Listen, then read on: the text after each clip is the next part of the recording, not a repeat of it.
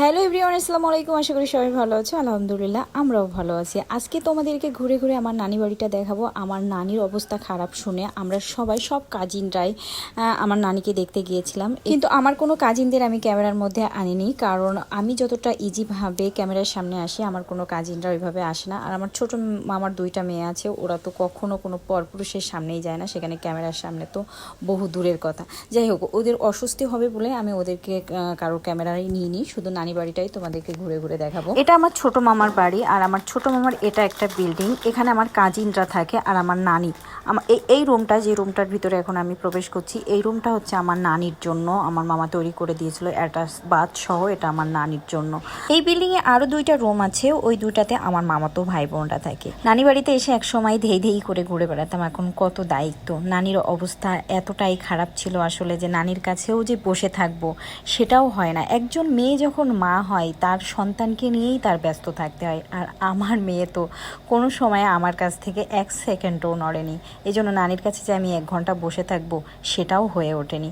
তো যাই হোক, যতটা সময় পেরেছি নানিকে সময় দিয়েছি, নানির কাছে থেকেছি, হাসি কান্না সবই হয়েছে। এবার নানি বাড়িতে যে সময়টা, মধুর সময়টা আমরা কাটিয়েছি সব কাজিনরা মিলে, সেটা আসলে ভোলার কথা না। তো কথা বলতে বলতে আমি ছোট মামার বাড়ি থেকে বের হয়ে এখন আমার বড় মামার বাড়িতে যাচ্ছি। আর এটাই হচ্ছে আমার বড় মামার বাড়ি। আর এই বড় মামার বাড়িটা মিনিমাম 30 বছর বয়স হবে আমার বড় মামার বাড়িটা, আর ছোট মামার বাড়িটার বয়স হবে 10 থেকে 12 বছর। তো এই জন্য বড় মামার বাড়িটার একটু বেহাল অবস্থা, কারণ অনেক বছর আগেই সব কিছু সে কমপ্লিট করেছে। আমার বড় মামা খুব শৌখিন একটা লোক, মানে এত রুচিশীল একটা লোক সে।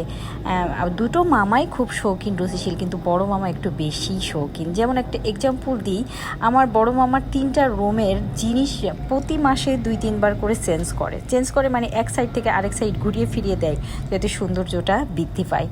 মানে কতটা রুচি সম্পন্ন লোক হলে এরকম করতে পারে। 2-3 মাসে 2-3 বার জিনিস চেঞ্জ করা, এটা কিন্তু অনেক কষ্টের একটা ব্যাপার। তো অনেকে আমাকে বলে আমি ঢাকায় এসে এটা করছি সেটা করছি। আমার রুচি, আমার শৌখিনতা আমার রক্তে মিশে আছে। আমি ছোটোবেলা থেকে দেখে এগুলো বড় হয়েছি। আর আমি আমার মামা বাড়িতে আমার বেশি সময়, শৈশব কৈশোর আমার মামা বাড়িতেই কাটিয়েছি। আজকে তো তোমাদের সাথে আমার মামা বাড়ি শেয়ার করলাম, পরবর্তীতে আমার ফুফু বাড়ি তোমাদের সাথে শেয়ার করব। হয়তো সব কিছু মিলে তোমরা এটাই বলবা যে আপু, তোমাদের আত্মীয় স্বজনের মধ্যে হয়তো তোমরা একটু নরমাল। আসলে সত্যি কথা এটাই যে আমার মামারা যেরকম, তারা তাদের 4 বোনকে সেরকম জায়গায় বিয়ে দিতে পারেনি। আসলে যার যার কপালে যেটা থাকে সেটাই হবে।